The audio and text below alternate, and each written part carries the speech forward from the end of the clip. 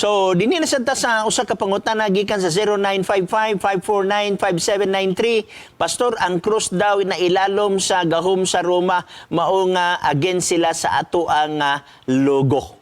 So, ang cross kuno na ilalom sa gahom sa Roma. Tinuod man na nga anang panahon na igsoon ang Roma mo'y naggahom sa tibuok nga kalibutan.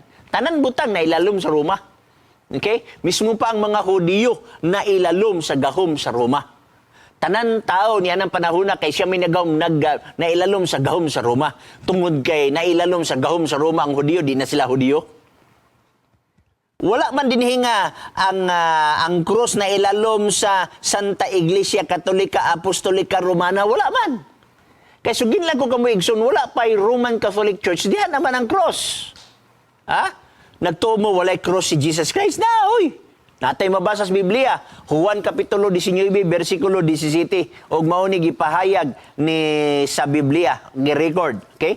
19, versikulo 17. Mato ba niya? Busa, ilang gikuha si Jesus og siya milakaw nga nagpasan niya sa iyang kugalingon nga cross. Ngimong basahon igsoon ang Desire of Ages, if any man will come after me, let him deny himself and take up his cross daily and follow me. Gikot niya ang Bible. The cross was associated with the power of Rome. Maura dahil niya ilang gikuan, ilang giputol.